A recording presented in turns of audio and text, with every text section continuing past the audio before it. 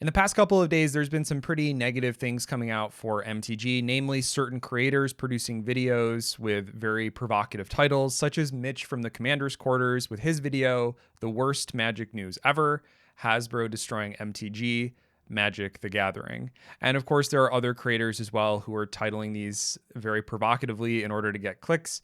And I think that there were some things that were said during this video that not necessarily set me off, but definitely made me think that I had some context or things to add to the conversation. Because I think that sometimes these videos require a little bit of context or more of a discussion than just one talking head. So we are going to go through together and we're going to react to the worst Magic news ever by the Commander's Quarters, posted 1 or 2 days ago at the time of filming this video. So let's get right into it. I think that's very apparent that is unfortunately going to be a pretty dark future for Magic when it comes to that, at least for players like me who would prefer most of this just to stay Magic IP and not just be a billboard, not just be advertisements for other brands, essentially. So, all right, so that right there, he's talking about the context for Universes Beyond mostly just being a billboard or an advertisement for another brand. Later on in the video, he actually says something near identical to this in his video. And I take a little bit of issue with that particular statement. And I also take an issue with the statement, it's a pretty dark future for Magic the Gathering. I think that that's just such a negative mindset to take into this discussion. I think that we have to be a little bit more open-minded because quite simply, there hasn't been enough time that's elapsed to have a proof of concept for Universes Beyond within the Commander space. But let's tackle the issue of it being a billboard or advertisement. This is a mutually beneficial business partnership between Hasbro and also whoever else owns the specific IP, whether it's Marvel, Lord of the Rings, etc. And this is ultimately a business decision for them on both sides. They are entrusting Hasbro with representing the IP in a way that dignifies it. So I think that it's a little bit disingenuous to say it's simply a billboard because Hasbro is very clearly benefiting from the situation. And if your interest is in the further production of materials for this game, both Universes Beyond and your regular MTG IP, you have to take this into consideration. They are doing this because clearly it is a good business decision for them to do so. And I think to suggest otherwise or to paint it as more of just a billboard for other IPs simply is not correct. I also just wanted to point this out because this pretty clearly paints Mitch's perspective for the remainder of the video, and I think it's going to be important for context as we move forward. Yeah, I disagree. I think that the majority of players, of Magic players, are not too happy with the way that this has worked, with the way this has transitioned. All right, let's focus on that. He says the majority of Magic players are dissatisfied with the way that Universes Beyond has been handled, essentially. And first off, I just want to say that there's no data to back this up very clearly. And I think it largely depends on who you are playing with and who is in your group. So clearly in Mitch's group, it sounds like that he has a lot of older hats, a lot of people that have been playing for a long time that disagree with the current function or the current trajectory of Universes Beyond. And that's fine. But I think that this statement feels a little bit disconnected because it feels like there is a disregard for the various players who have got into the game only as a result of the Universes Beyond products. Mitch, just look at all of these comments on your video. This is on this video, not to mention the hundreds or thousands of comments that I could have pulled from various Reddit posts or other videos. So again, I think it's a little bit scary just to point out that in your specific play groups you're seeing this trend because I don't think that there's any actual data to support this. So anyways, let's move on. Similar Magic that happens in Lord of the Rings. It's not like going from this to Halo, which is completely different, obviously. But that being said, yeah, they actually pushed a lot of cards in that set. One Ring, incredibly pushed card. Delighted Halfling, very pushed as well. Mirkwood Bats, it's a common and it's pushed. Orcish Bowmasters, people arguing that it should have been banned essentially. Mithril Coat, just a better Darksteel plate in many circumstances. All right, so Mitch goes on to say that all of these cards within the Lord of the Rings Magic sphere were really pushed by Hasbro, and I can't necessarily disagree. But to what extent would they have pushed a regular MTG product in the absence of Universes Beyond is my question. Of course, they're trying to sell more product and they're going to put more powerful cards in the set. Hasbro is a company that always has prioritized growth over that, especially for their shareholders ever since they've become a publicly traded company.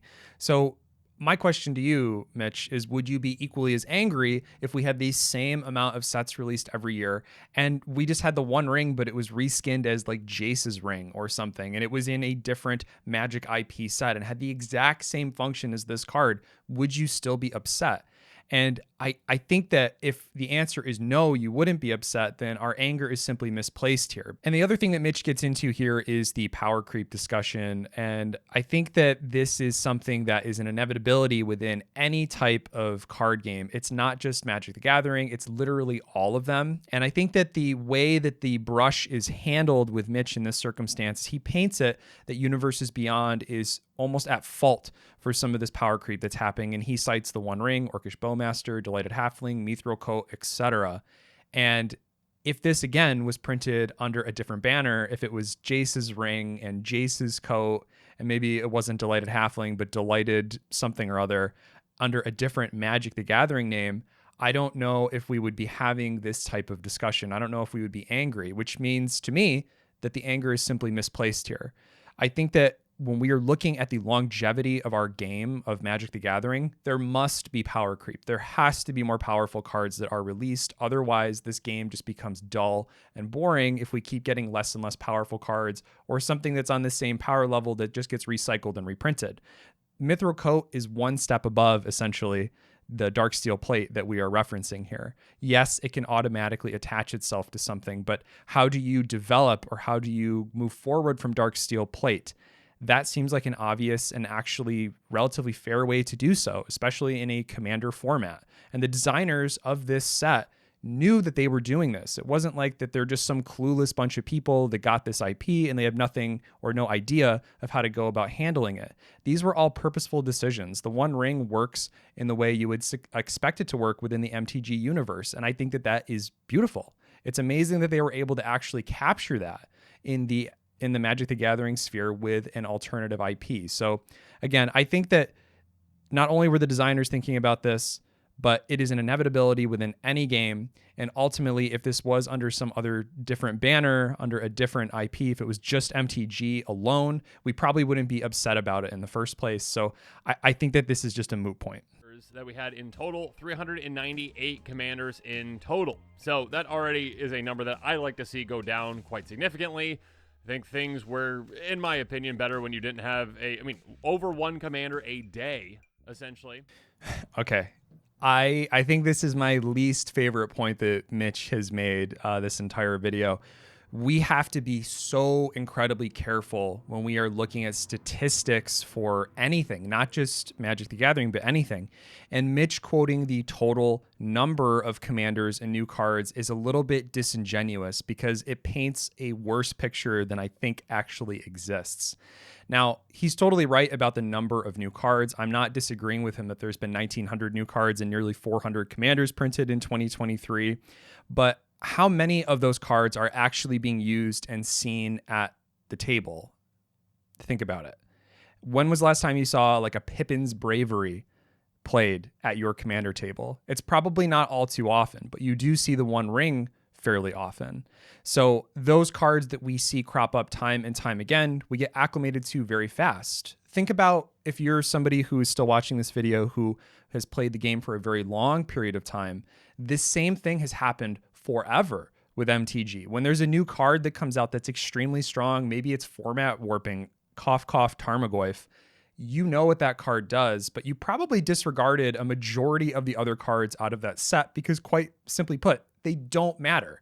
And not only do they don't matter, they don't make it to your commander table because most people are not simply just building with what they have out of a set box that they buy. They are buying a curated list of cards off of online via EDH Rec or someone else's recommendations. Maybe it's mine, but I also use EDH Rec. So The EDH rectification of things has really chopped down on the total number of chaff that ends up in people's lists. And as such, although there is a total number of cards that is quite high, such as 1900 or almost 400 commanders, if we're only using 350 of those 400 commanders, all of a sudden, I think nearly everybody can remember what those 50 cards do. And I know that's not the same for everybody, but if MTG is your main hobby, it's your main thing that you go to, then there is a high likelihood that you are watching content about it and seeing these new commanders. Or maybe you watch the Command Zone and they review certain commanders or sets, and then that gives you some insight into how the card works before you actually play it. You don't need to know all 400. You only need to know the ones that are most played. And if you come across somebody that plays one of those lesser known commanders, good for them. They're probably taking a disadvantage to use that commander because, quite simply, it's probably not as good as something that already exists, and that's fine. Now, back to stats for a second. I'm in the medical field and I see statistics pretty much all of the time, not necessarily misquoted, but definitely manipulated for good headlines and also something that's a clickable article. If you read an article that says artificial sweeteners will double the risk of cancer, all of a sudden your alarm bells go off and you just are very concerned and you want to learn more about this. Until you realize that the risk of the cancer maybe went up, and this is just a thing I'm making up, by the way, went up from 0.001% from your baseline, which is your baseline risk of said cancer, now to 0.002%. That's a doubled risk, but it's clinically insignificant. And that increase in that article should be completely dismissed because it's not actually statistically or clinically significant. And I think that's the issue here, what Mitch is making as well. We're blowing up a statistic. We're throwing out big numbers because it causes fear or panic or hatred. But really, how many of these cards are we actually seeing at the table? What impact in the real world does that have on our commander tables? And I think that the impact overall is relatively low. And again, I'm going to beat a dead horse here. I think if it came from a regular Magic IP product, probably wouldn't have issue with it either. You've got, Lara Croft, you've got Lord of the Rings, you've got Doctor Who, you have all these crossover things that are happening, and again, you're just kind of diluting what Magic is into a selling platform to say, oh, look at this crossover. Go check out this other IP, essentially. So it's becoming, again, like a billboard. It is becoming an advertisement. All right. If you haven't clicked off the video yet, you're invested. So here you go. This will become an integral part of the game moving forward. And that's because Universes Beyond is inherently a product designed primarily for Commander players. And I find it difficult to believe that the rules committee or maybe Wizards themselves would seek to ban Universes Beyond products from Commander unless something really catastrophic happens. And so I guess my statement to Mitch, or my advice in this case, would be learn to enjoy it in your own way because it's here to stay no matter what you think. And maybe if it's causing you so much turmoil, then simply move out of the way. I think that's the hard reality here. Hasbro has made it very, very clear that they're not stopping this. And we as the consumer have made it clear that we like this thing. We buy more of this thing as a result because we identify with the IP, such as Lord of the Rings. So it's not necessarily a case of right or wrong per se. It's just the reality that we live in, where Universes Beyond is now ingrained in this Commander culture, and it will definitely transform it over time. That is inarguable, I think, at this point. The only thing that we can really do if you strongly disagree with something like this is vote with our wallet, which I hate saying because really that lumps in a bunch of people all under one banner, and it's really not reliable. It's not a reliable way to sort of combat something, as we've seen with products such as the 30th anniversary, which I think is actually much more of a problem. More on that later. So in terms of this statement that Mitch put out, I think that I don't want to necessarily be the guy that says just buckle up and sit down, but I think unfortunately, no matter what we do from here on out, there will be Universes Beyond products. And sure, we can express our discontent to it, but there's going to be a much larger portion of the audience who actually agrees with Universes Beyond and is excited for Universes Beyond. Just on this video alone that Mitch put out, there were tons of comments stating how excited people were for certain Universes Beyond IPs. And if they're handled well, then I don't think there's any problem whatsoever with the further integration of them into the Magic the Gathering space. 20% of those essentially were Lord of the Rings cards next year. I guess we can assume that 40% of the cards from next year are going to be from those two main sets that are Universes Beyond. So like almost half of Magic is going to be Universes Beyond starting next year. All right, he's making a claim that half of MTG next year is going to be Universes Beyond, and this is just clear speculation. There's no grounds for this.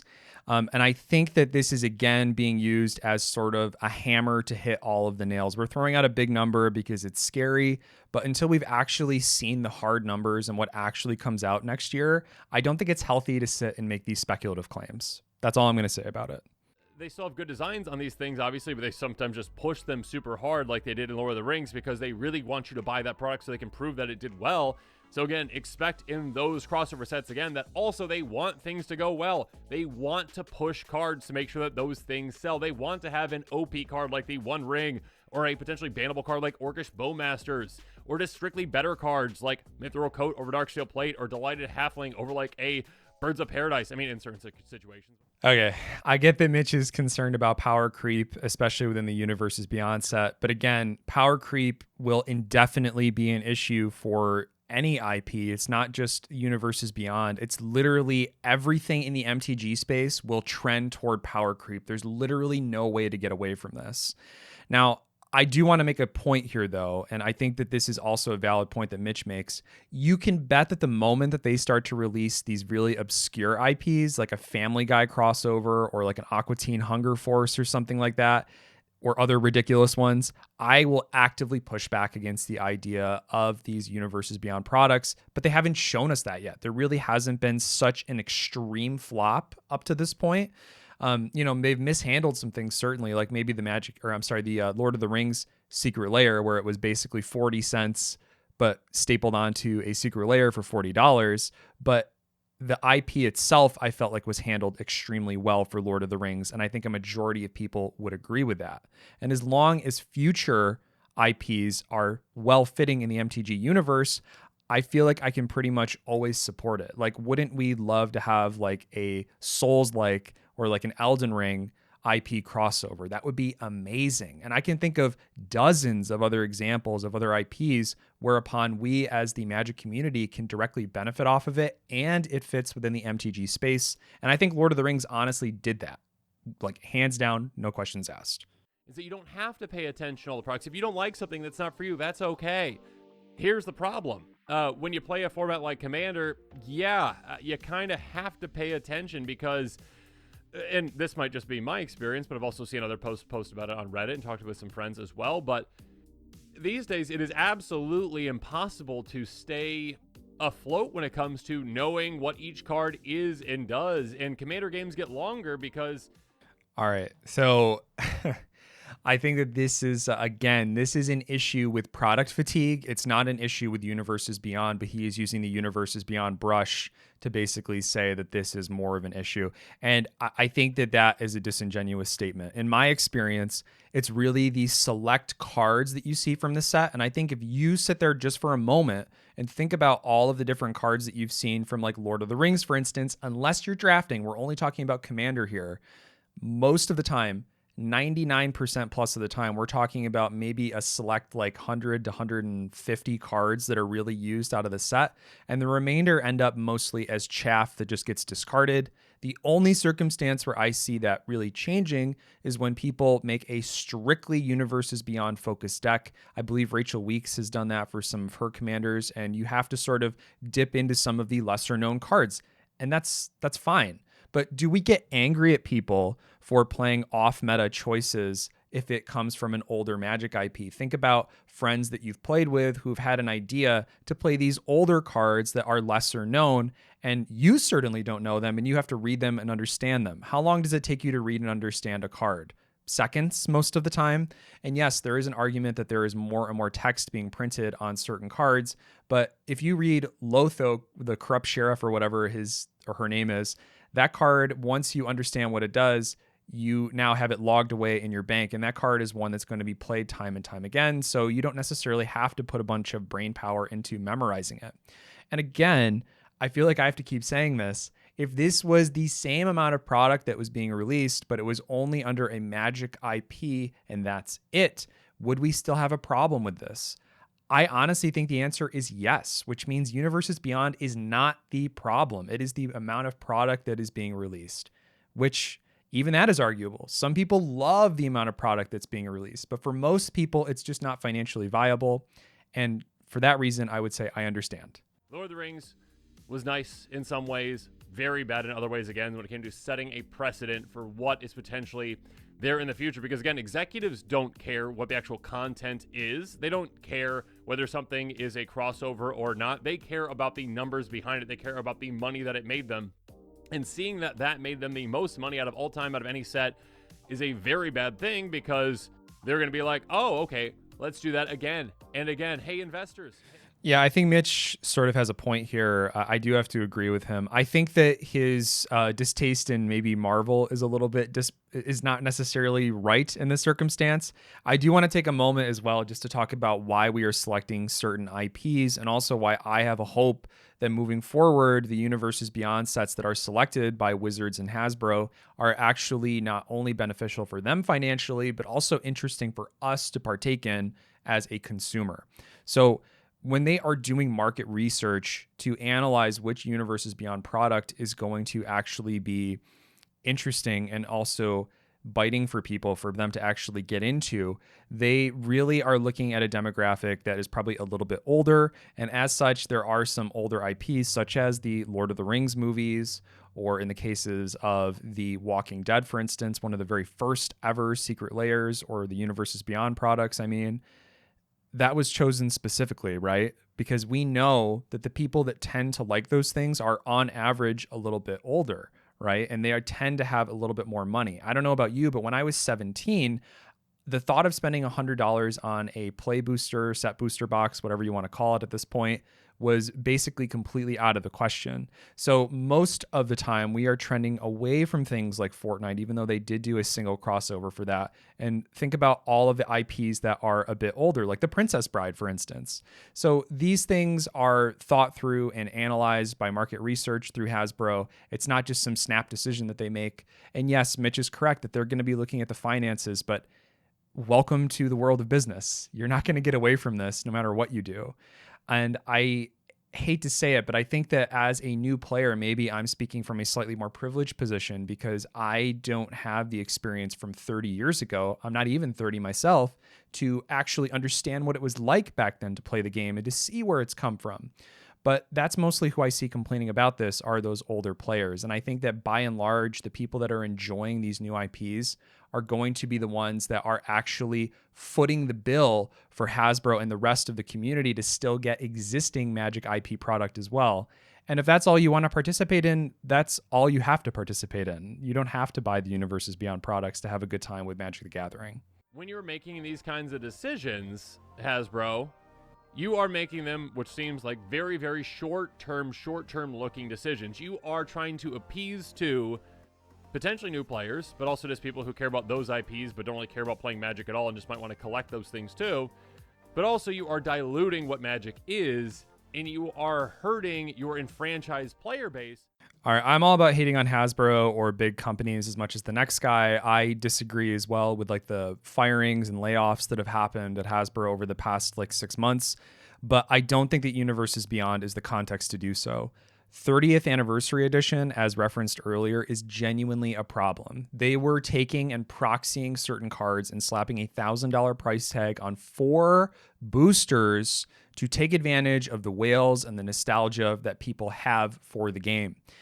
And that is a massive issue, a huge problem, a very big breach in trust. And I don't think that we should forget about that. We as a community, if that ever were to happen again, should push back on that level of disingenuous proxying that was being done by the company themselves versus a Universes Beyond product that is not only going to fund the future endeavors, but also fund the future MTG original IP for Magic the Gathering. So again, hate on Hasbro all you want, but if they don't exist, we don't have the game. No, they're not possible to ignore because your biggest format does not ignore those cards. Are those, possible to ignore in Standard when they're not part of the Standard rotation? Absolutely, players can ignore those things.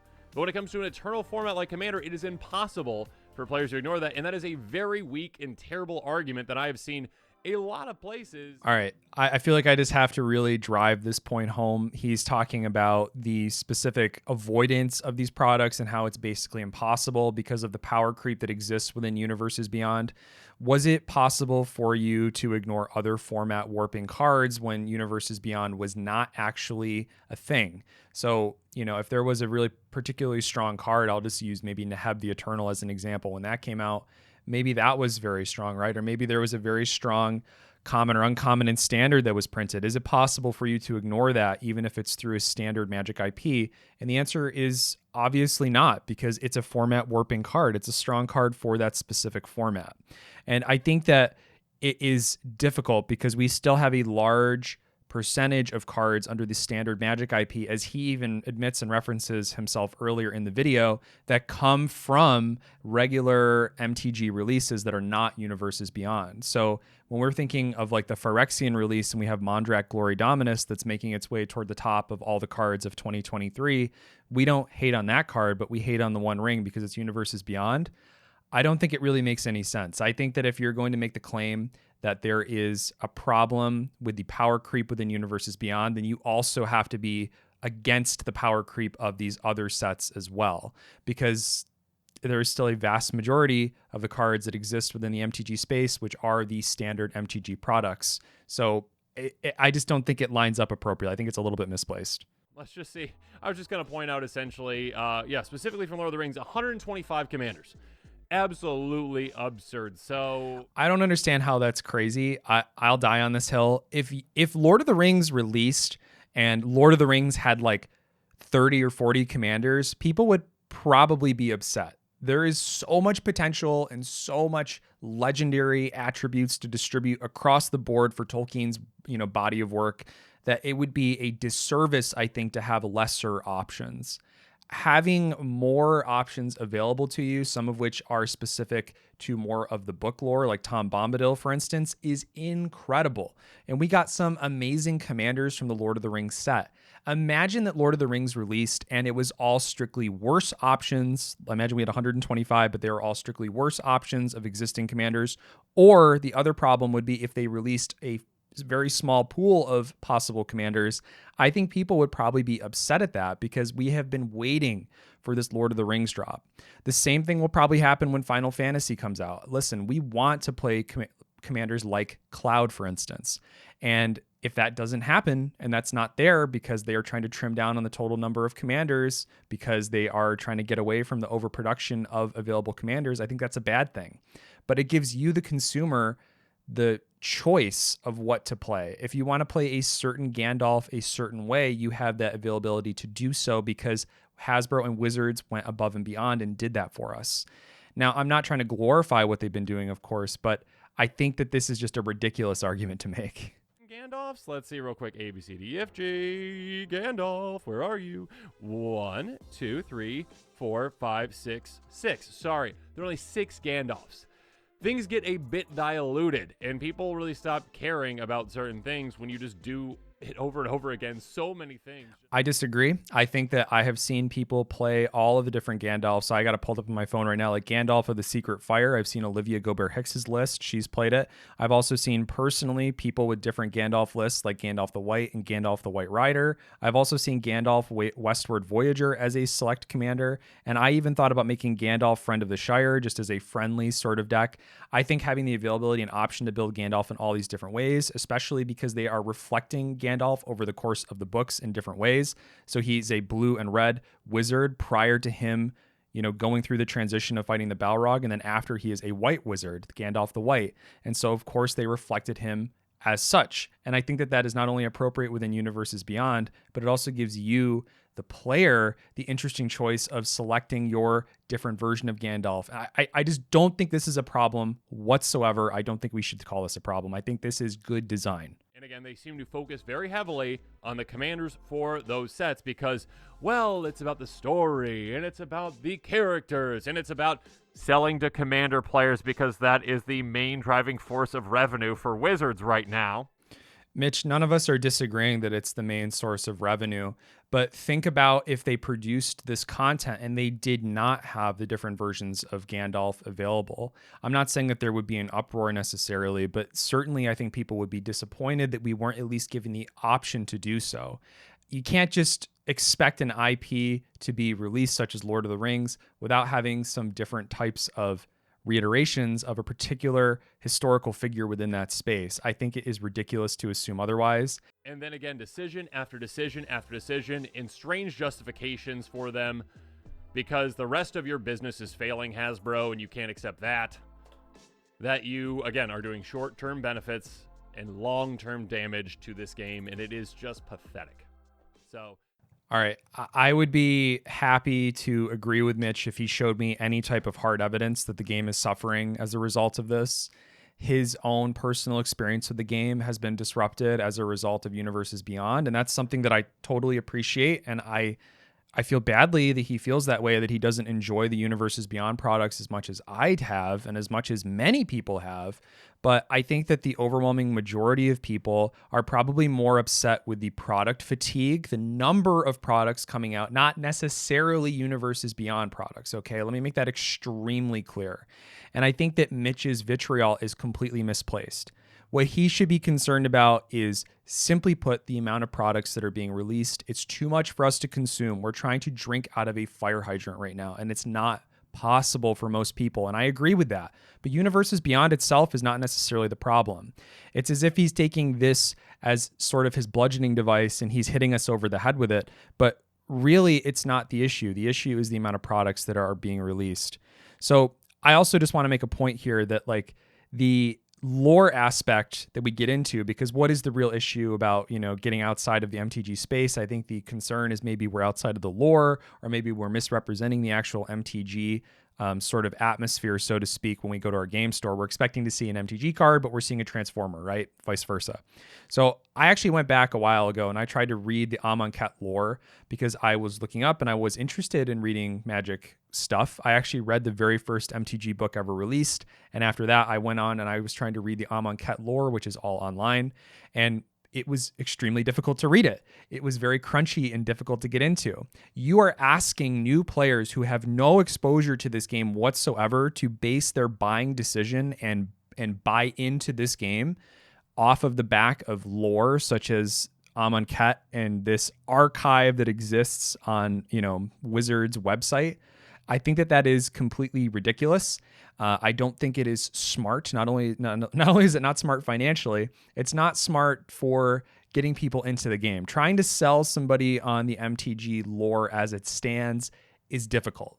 It's hard for people to bite in. But if you can say, hey, you can play Gandalf within the space, all of a sudden it becomes so much easier to get people into the game. And that's it. I mean, I don't know what else there is to say. Let's see if he has anything else to go off of in his video here. Yeah, Mitch, I'm really sorry that your, current enjoyment of the game has been impacted so severely. I've heard from other players as well who play with me who don't particularly love the Universes Beyond stuff that's being released. They feel like it's a bit much.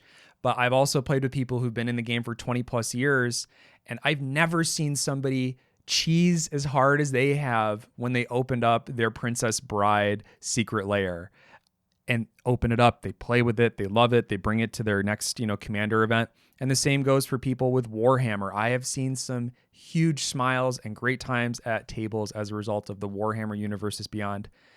I'm sorry it hasn't touched you in the same way it's touched me and other people around me, but I think we have to take into account all of those people that we're talking about here. We have to take into account all of the people that would have otherwise never been in the hobby unless it was one of these IPs that got them to bite into it, such as the Lord of the Rings release. There's a reason that it probably was the most successful to date. That's because it's a large IP and people recognize it. So yes, there is some correlation there, but it's not the fault of Universes Beyond. It is perhaps more so lying at the feet of Hasbro and Wizards for overproducing content year over year. So let's not just go ahead and throw shade at Universes Beyond. I think we should promote it in a healthy way. I think it should only be IPs that we, as a group of Commander players, agree upon fits within the world of Magic the Gathering. And if it ever goes outside of that world, and we are dealing with things that are these crazy, ridiculous IPs that shouldn't be in there, like Family Guy, Aqua Teen Hunger Force, as I mentioned earlier, we need to push back as a collective. But until they actually show us any tangible evidence of this happening, I think Universes Beyond is just fine. And I think you should think it's just fine too. And that's it, guys. I hope that this was thought-provoking for you. I hope that it gives you a different perspective or lens to view things.